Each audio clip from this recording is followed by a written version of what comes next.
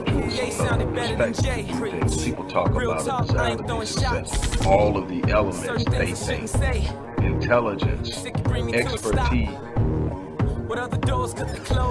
Hey, how much am I willing to give up and commitment, and are not committed to the struggle, acquiescing to the struggle, they're committed.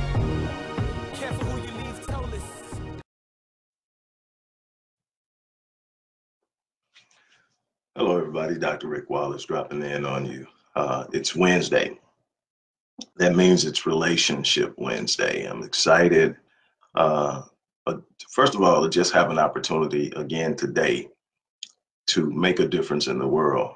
And that's where I start my day, is gratitude. I'm grateful for my beautiful wife. I'm grateful for the entrustment of my children to be able to be responsible for their well-being, their education, their preparation, the opportunity to be at the helm of multiple companies that all focus on helping people accomplish their goals, to be heavily embedded in the community that I love so much, in offering my services there. So every day to wake up to that is what I build my entire day on. And that's kind of what I want to talk about. I know it's Relationship Wednesday, but we're going to talk about a very important element when it comes to relationships that most people miss. And when you miss it, it totally destroys the chance for you to have a viable, functional, productive relationship. Before I get into that, I want to remind everybody that you can get your copy of Critical Mass, which was my 20th book. Book number 21 is literally hours. Well, you can say days, a couple more days to being released. And I'm excited about that. And total distribution of the book will probably be completed within 2 weeks. So it'll go from being released, and it'll be released on a couple of different platforms, like probably Sony Books, Kobo, and Amazon first. Then it'll go to Barnes and Noble, and then it'll go to Google Books and on down the line, and it'll be totally distributed. But you'll be able to order it from me immediately, just like all the other books. But I'm excited about that. But in order for book number 21 to make sense, it's the second in a 6-book series. Critical Mass, which is my 20th book, is my first in that series. You can get that. You can also get the bundle, which is a significant discount on both books if you get them and order them together at the same link. You can also take advantage of a free breakthrough session with yours truly. It's a way to really get a handle on something that you may be struggling with. It's also a way to find out if working with a person that does what I do, something that you might want to do on an ongoing basis. A lot of people hear things and it may sound quirky or corny to you, and it may not make sense. And you're wondering, okay, they paying these people this for what? Well, you get to find out for free what it's like to be in that type of environment for 30 plus minutes. And the plus kind of depends on where we're going, how we're flowing, how we're vibing, because I set the 30 minutes, but what I try to do in my day, and it doesn't always work out that way because things have definitely gotten busy, so I try not to schedule sessions back to back because I tend to go over. My thing is I want to make sure I leave my clients in a good space. And sometimes we have to go to dark places in order to get to light places. And I don't want to stop it and leave them in a light place. I mean, in a dark place. So whatever, fill it out, email it to the designated address that's listed. Support team will get back with you, set you up with a time that I will contact you and we will have the session. We do it via phone. We do it via video conference. And like I said, I've got clients in London, 2 places, 3 places in the United Kingdom, London, Essex, and I think it's Worcestershire or something like that. But just different places around Sydney and Melbourne. It's really growing, so I'm excited about that. But I want you to see for yourself, first of all, that you're not stuck where you're at, that wherever you're at is not your lot in life. If you're not satisfied with it, you can change it. Talk about some of the simple principles of how we change, and then go into some of the more complex disciplines that will help you change. And again, it's absolutely nothing that can't be done. Now, let's get off into, hello, Alita. Let's get off and congratulations. And let's get off into today. Lower the volume of your frustration. And somebody say, what in the world does that have to do with relationships? Let me tell you something. One of the biggest failures in relationships, especially the more intense and intimate relationships, marriage, parenting, best friend friendships, those type things where there's a lot of emotional connectivity, there's a lot of high expectations. One of the biggest failures is that most people enter these relationships. Let's use marriage as an example, because I believe marriage is the most intense, marriage is the most intimate, and marriage demands the most. So let's start with marriage.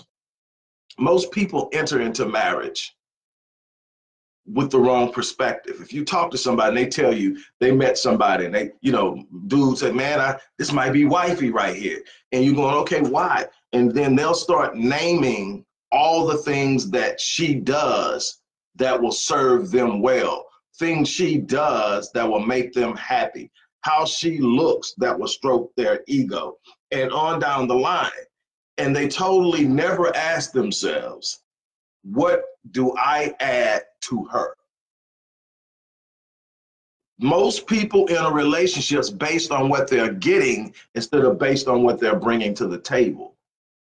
And if you're entering a relationship like that, you are going to have issues with unfulfilled expectations.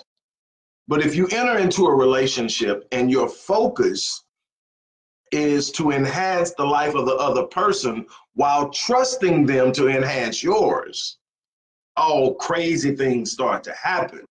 When I was writing my fourth book, which is When Your House Is Not a Home, that it focuses on conflict in the marriage, but it also talks about how to build to that point. And so we deal with a lot of things. And one of the books that I researched, I used as research and reference material, is a book by a guy by the name of Gary Thomas. And Gary Thomas is a guy who focuses on relationships, but he also is a Christian. So he normally uses biblical references, scriptural references, and things of that nature. But when I went to it, I was looking for the concept, the principle. See, where some people get frustrated is they get disturbed by the medium and lose sight of the message. What do I mean by that? I mean that I have my own focus and belief system, but if I can find truth in something somebody else is saying, it serves me. So I don't become so dogmatic in the way I look at things that I miss truth. And so I can find truth in anything. I can listen to an atheist, and I'm definitely not an atheist. I can listen to an atheist, and in something they're saying outside of their belief that there's no God, you'll find some truth, or you'll find a way to make you understand them better. So I never shut people out. I let people be them, and I'm able to meet them where they're at without leaving myself. And that's how I'm able to help people, no matter who they are, where they are, what they're going through. But anyway, Gary Thomas, I pick up this book called Sacred Marriage.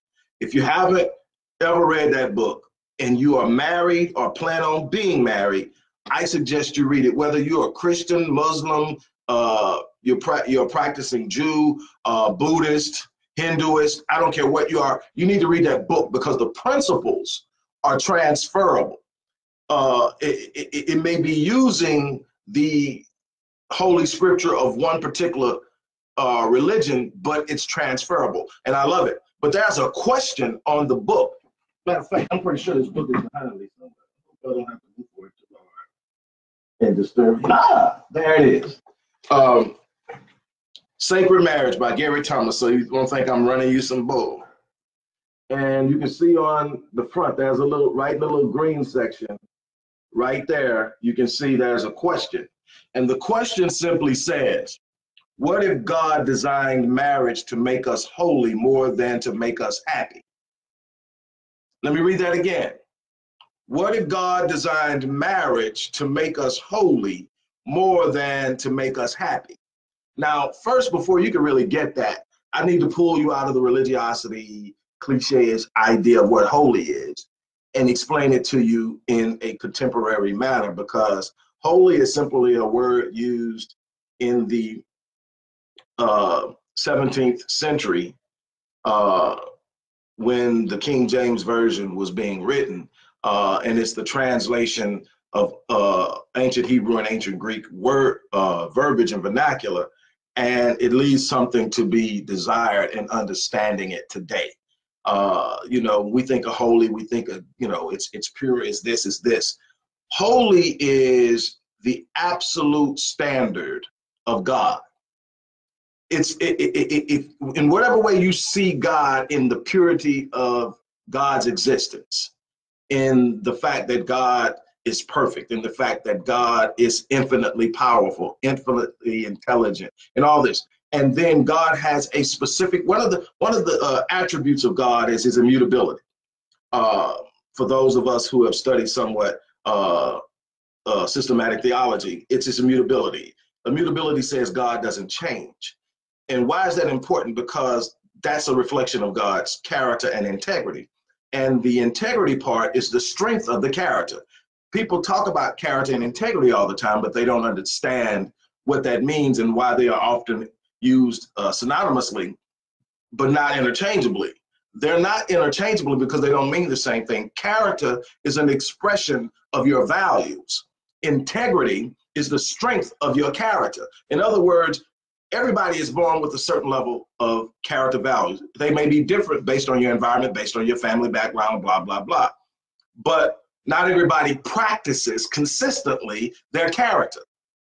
Some people can be easily put. Some people have a character that says, you know, no adultery, but they're cheating.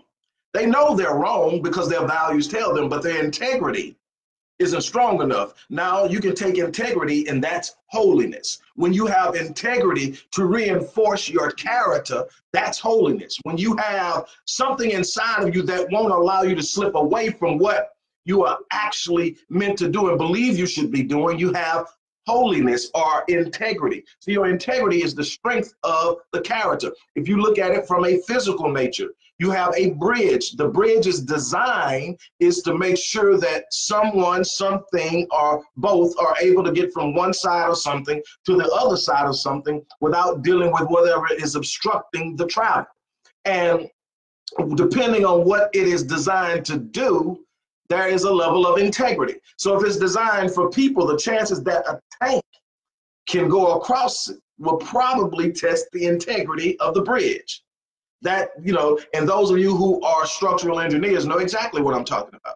There is a level of integrity that everyone has. When it comes to God, it's absolute.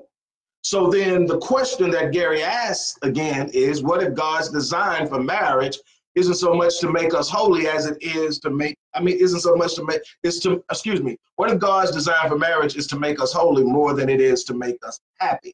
What if marriage is this place where you are tested daily to put someone else before yourself, when the natural thing to do in life is to look out for self first? What if marriage is the place where you are constantly asked to sacrifice and understand and look out for someone before you look out for yourself? What if that was training you for better work and more consistent engagement in life?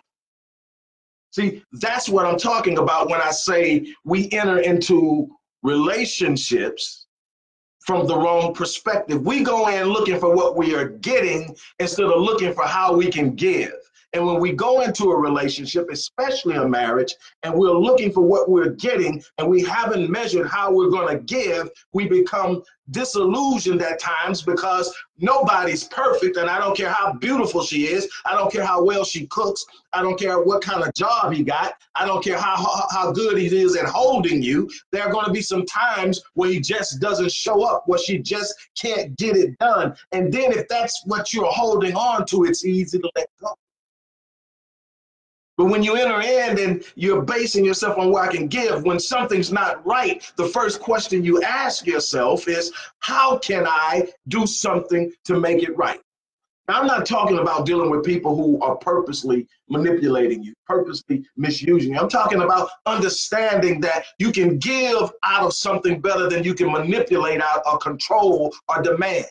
I'm talking about loving someone to a point of allowing them to live in the fullness of who they are and enhancing that and facilitating that. And that's how you enter into a relationship. What am I bringing to the table? How am I going to give? What am I going to be able to do to make this better? And then you can sit up but you got to have somebody that you can trust. You got to have somebody that you can trust to do the same for you. See, one of the reasons why we have so many failures is everybody's looking out for themselves. It's hard to trust someone else with your well-being. Now, you're not supposed to be trusting anyone with your happiness. Let's get that clear. You're responsible for your happiness. You need your mate to simply provide the environment for you to produce it.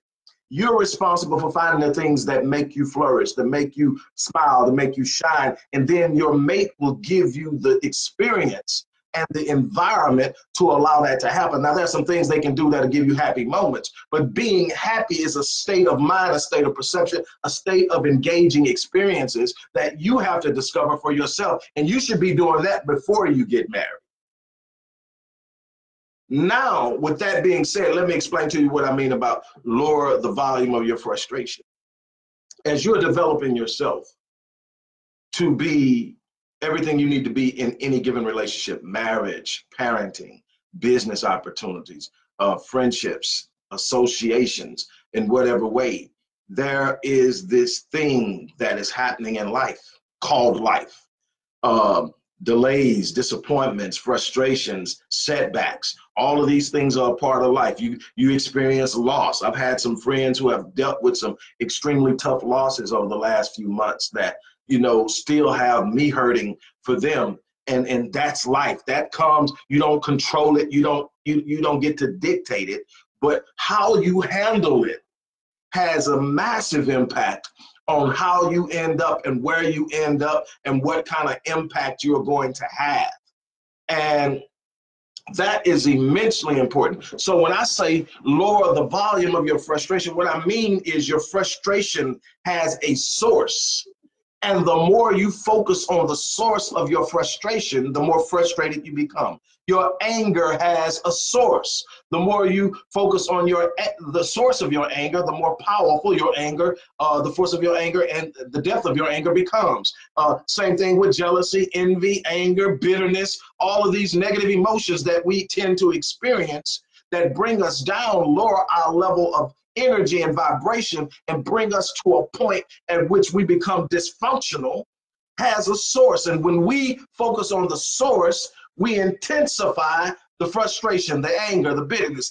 I'm pointing towards frustration because it can kind of cover a lot of things. But when you lower the volume of your frustration, you do a couple of things. You minimize the impact of the source.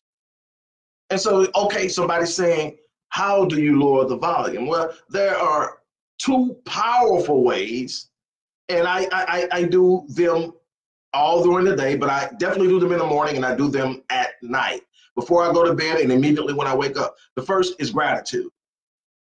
There's something about gratitude, and you've heard me teach on this, speak on this. I've written in an in-depth way on this.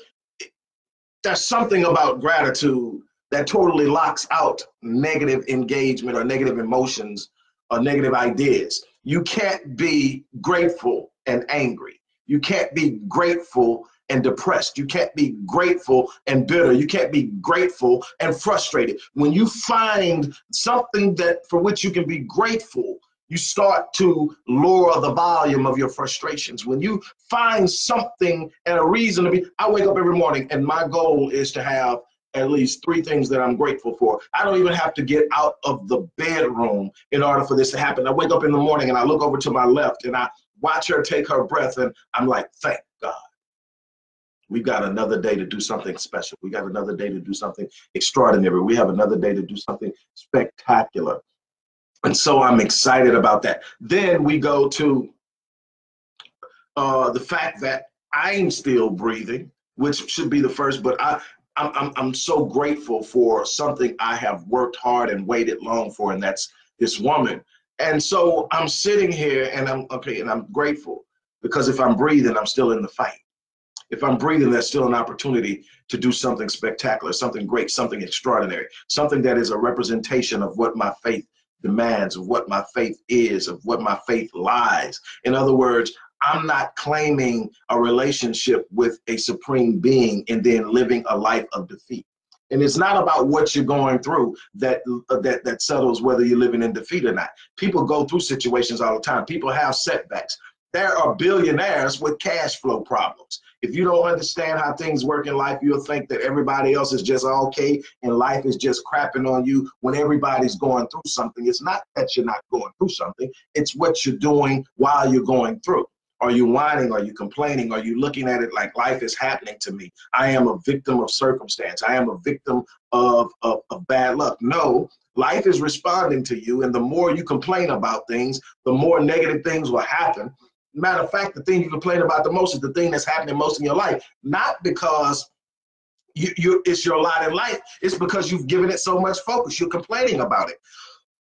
You brought it front and center in your universe. How do you turn down the volume of your frustration? Gratitude, and then focusing on how blessed you are, focusing on the fact that even when I'm not in a situation that I'm happy in, that I'm in, that I'm fulfilled in, I'm not stuck there because life is dynamic. Life is constantly moving. So I know that where I'm at now, if I'm not happy, I can move things through the way that I think, because in my imagination and creativity, I have the power to literally create a new outcome with my mind. That's why the Bible tells you over and over again, guard your hearts and minds. And what people don't realize is when it says guard your hearts and minds, it's actually saying guard your subconscious mind and your conscious mind. The heart in whether you're in the Hebrew, which is leb, or in the ancient Greek, which is cardia, both mean the deepest recesses of the soul, the subconscious mind. It is the subconscious mind that controls 96% of your total outcome every day. All your automated behaviors, your automated responses, instinctive decisions are coming from your subconscious. That's why you see in the Bible that in Matthew chapter 12, I believe verse 38, Jesus says, out of the abundance of the heart, the mouth speaks. What does that mean? Out of the abundance of the subconscious, out of the deepest recesses of your thoughts, comes your self-talk, comes your assessment, your verbal assessments. What you speak when you're not consciously reining in your conversation. You know, there are those times where you're totally conscious of what you're saying, like you're in church, you're making sure you don't curse. But actually, if you do that enough, it even becomes a part of the abundance of the heart. If you practice not cursing in church, after a while, you don't have to watch yourself. You simply will not curse in church. I don't care how much of a cursor you are. If that's the way you're rolling, it will change. That's the power we have to change anything. If we set our minds to do something, we can control it through controlling the thoughts. But so out of the abundance. So what happens is I'm sitting up and I'm saying, I'm grateful.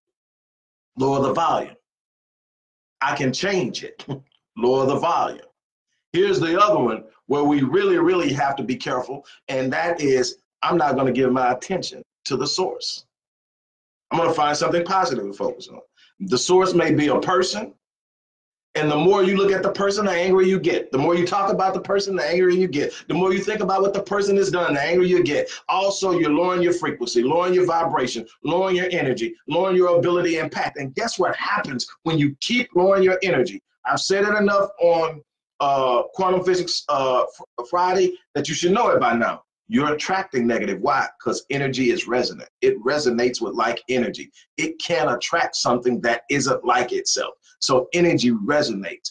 That's how the soprano opera singer can hit a note and shatter a wine or a champagne glass. That's because if you tap that glass with a tuner, it'll send out a pitch. That's letting you know it's energy frequency. Everything in this world has energy. Everything has a frequency. That's where you get the sound from when you touch it. It has a frequency. So when you tap that glass, it gives that opera singer a frequency. And if she has the range, the octave range to reach it, she reaches that frequency. The vibration from her voice comes out into the air. It goes and everyone hears it. But when it reaches the glass, which is attracting it, the glass will absorb it because it's resonant. The problem is the glass can't hold the vibration, so it shatters. Now that's how life happens. You got some people in your life that are driving you nuts because at some point in time, you were on a low frequency and you attracted them to you. You got to learn how to raise your frequency to a level that makes people on low frequencies uncomfortable. I don't even have to tell people any longer to kick rocks. I just consistently stay at a level that's annoying as hell to them. I'm not mean to them. I'm not cussing them out. I'm not saying stuff. I'm just simply living at a level that makes them uncomfortable, because if you're on a low vibrational level and somebody's on a high vibrational level, they don't make much sense to you. They annoy you. They get on until you make up in your mind that you're no longer a victim. That you see all that worry, anxiety, frustration, stress, bitterness, anger, all that comes from a sense of helplessness. See, when you know that there's something that you can do about something, even if you don't know what it is yet, but you know that there's something you can do about it, you don't become frenetic and unglued. You don't become frustrated. You don't become angry. None of that really is necessary, because you know that you have a one-on-one connection with the ultimate source, and the ultimate source always has the answer. Why am I worried? Why am I frustrated? Why? That's why it tells you, be anxious for nothing, fear not. I mean, why? Because when you understand the source and your connection and relationship to the source that has the answer to all enigmatic issues that you face. Why are you worried again? But see, when you lower the volume, now you're in a place where you can create harmony in relationships. See, when you lower the volume of your frustrations and all of the negative emotions that are associated with your frustrations, now you create an asset within yourself. That when you enter into a relationship, you are coming to bless. When you enter into a relationship, you're coming to elevate. When you enter into a relationship, you're coming to empower. When you enter into a relationship, you are coming to enhance. That's the part we miss. Yes, you want somebody that tantalizes your idea of what is in romance. You want somebody that when you can look at them, you know, they stimulate you. There's nothing wrong with eye candy. You want somebody that can match your intellectual condition, so to speak. Someone that's on your level intellectually, someone that's on your level spiritually, someone that can connect with you. However, if it's all about what you're getting, how much attention have you given to what you can give? And all of your blessings in this life is going to come from what you give, not what you take. Taking is a minus. When someone gives something to you, that's taking away from your talent. And you got to be giving more than you're receiving to keep the coming, to keep it coming. You got to outgive what you have coming in, or you'll start to see it diminish.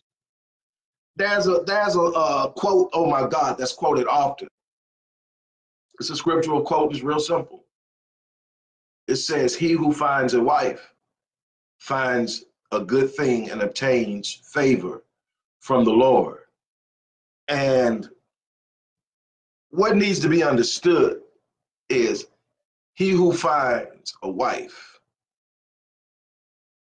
finds a good thing. True.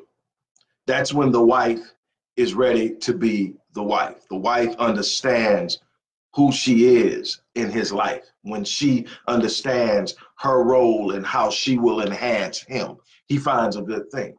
But he obtains favor in the Lord, not for finding the good thing, but for being what the good thing needs in their life. What do I mean by that? When I found my wife, I knew almost immediately from her spirit. See, that energy thing again? You call spirit, call it whatever you want to, but the spiritual nature of her, the energy she emitted, it aligned with my energy. It found harmony with my energy almost immediately. And the harmony existed even when we were in disagreement. And this is before we ever talked about pursuing something romantic. She came to me as a client. And so there was some times where what I was saying, she wasn't trying to hear, but we were trying to work on something.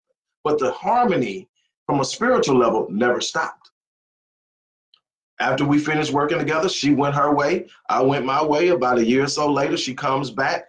The moment she comes back into my life, within a week of just casual conversations on the phone, I told her she was going to be my wife and I was going to marry her. She said, I'm in agreement, in her own words. And less than a year later, we were married. We're still married and we're still moving strong. And the ultimate essence of it is the willingness to give beyond yourself. The willingness to give when you don't see how it's going to come back to you. When it seems like you're kind of getting the short end of the stick, give. And see, it is in the giving that you obtain the favor of the Lord. I talked about this yesterday.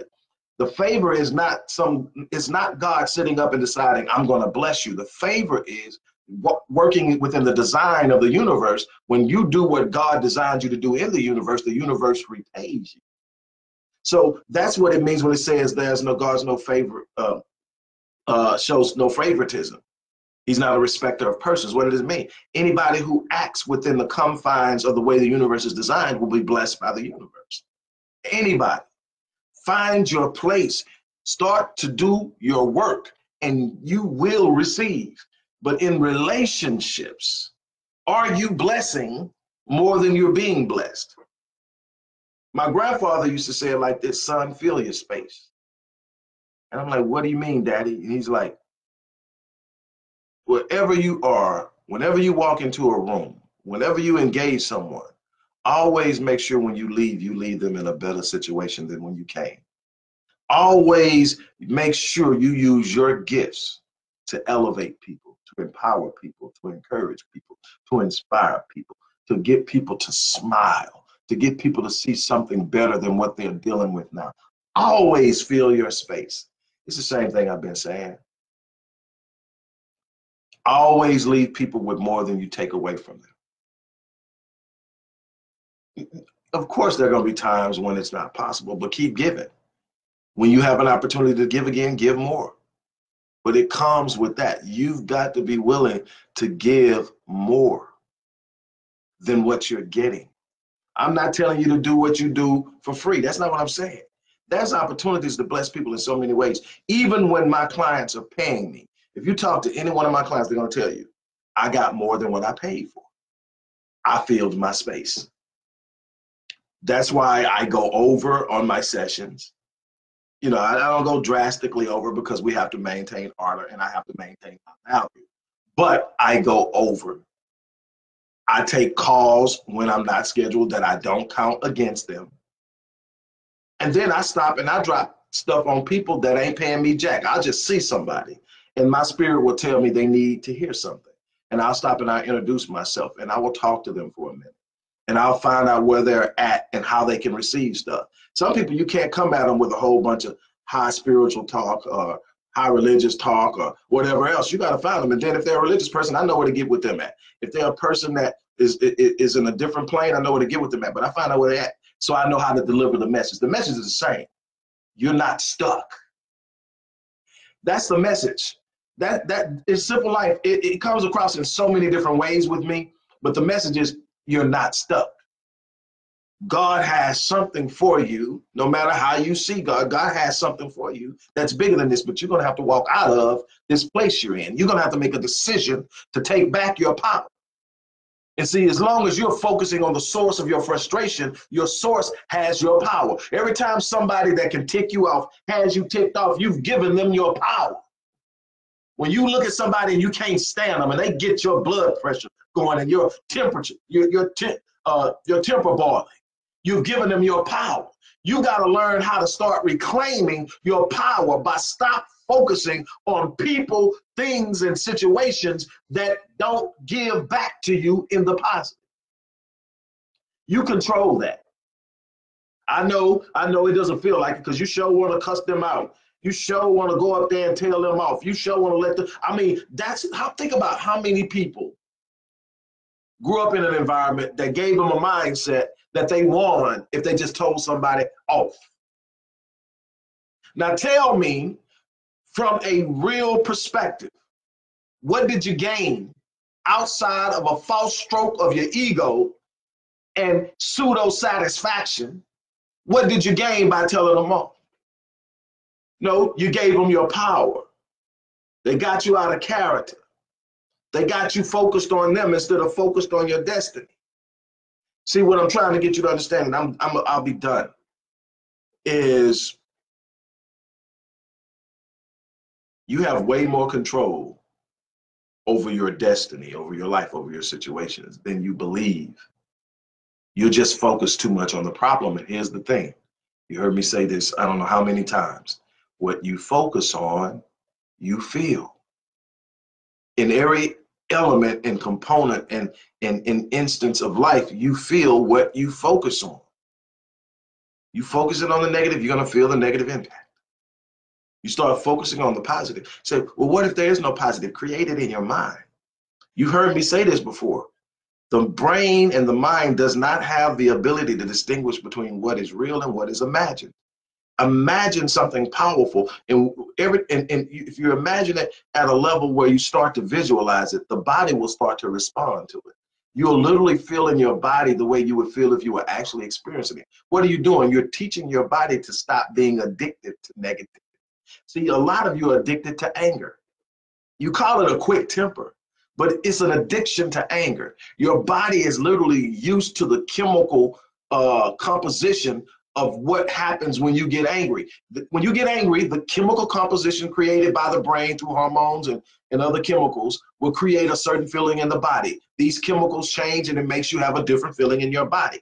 For people who are depressed and sad all the time, you become addicted to it. That's why it's so hard to get out of it. You got to find a way to find something that changes. And here's the thing you got to understand. When you first change it, it's not going to feel good. Why? Because your body is not familiar with it. Your body is going to be demanding that you go back. And if you don't send signals to your body that the brain is in charge, then the body will become the brain and tell the brain what to do. In other words, if you are not careful, that urge that the body has to feel the chemical composition of, let's say, anger, it will literally send signals to your brain to find something to be angry for. And if you got a person in your life that automatically triggers it, you'll be looking for them.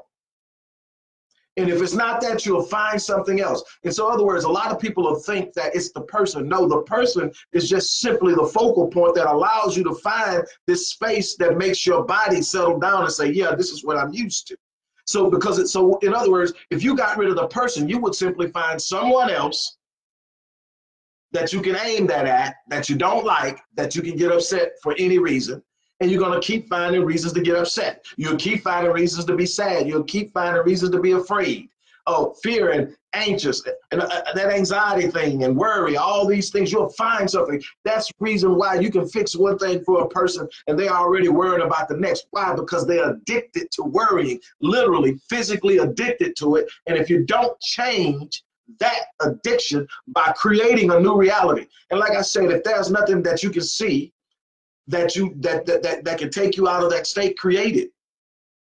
That's a part of manifesting something anyway. It's to first think it, then believe it, then start moving toward it. And when you do this, the universe has no alternative or option except to conspire with you to bring it to you. If you haven't, I would suggest reading a book called The Alchemist by Paulo Coelho. Real simple premises. When you set your mind to having something and you commit to having it and you start to move toward it, the universe conspires on your behalf to bring it to you. And that's faith. That's all it is, faith. Faith says, I see it in my mind before I see it in the physical. Really, we walk by faith, not by sight. So faith has to be opposite of sight. So I don't see it when I start. If I can see it when I start, it's not faith, it's reason. It's not faith until I can't see it. It's not faith until it doesn't make sense. It's not faith until people around you are shaking their head saying you're not being realistic. That's when you need faith. But see, faith says I can feel it, I can see it in my mind. It's a part of my thought processes. I believe it in my heart, deep in the orifices of my subconscious. I believe it. Now I'm going to take steps and move toward it. Remember, James says faith without works is dead. So now I'm taking steps to move toward it. Now the universe says, by the order of God at creation, I have to honor that faith.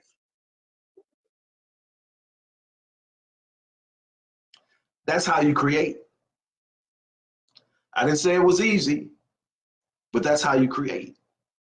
The problem is a lot of people have faith in negative things, and the universe is simply responding. The universe is natural. Whatever your faith says, the universe responds to. If your faith is, I'm going to fail, you're going to fail.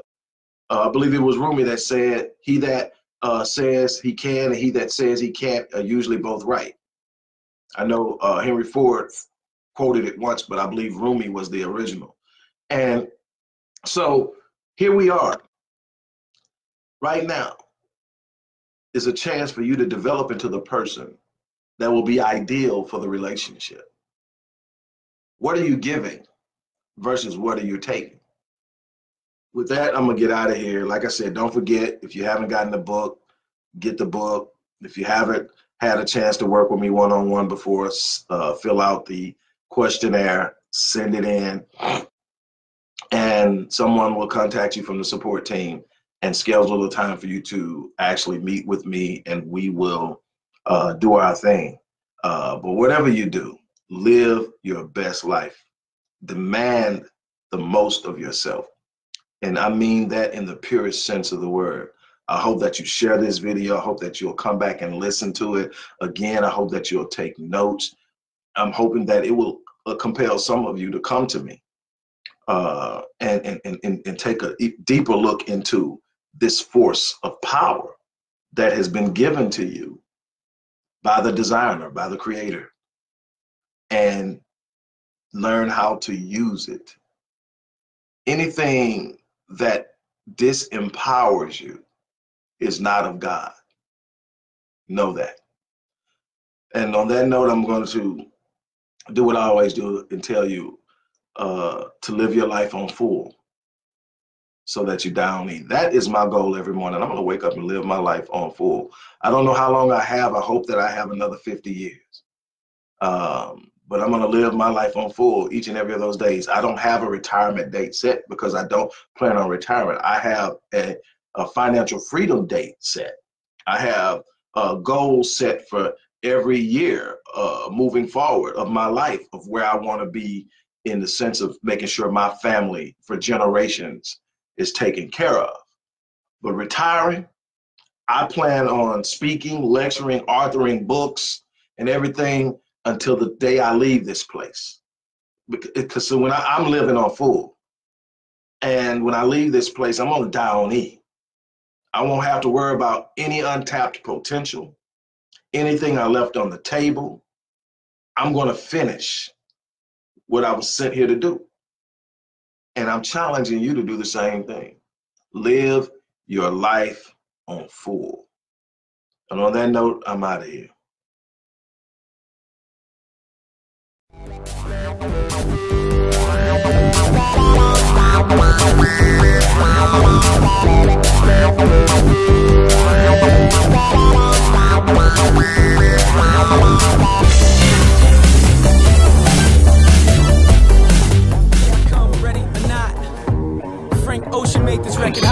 From a conceptual perspective, things people talk about success, all of the elements they think, intelligence, expertise, What other doors could they close? Hey, how much am I willing to give up? Saying commitment and are not committed to the struggle, acquiescing to the struggle. They're committed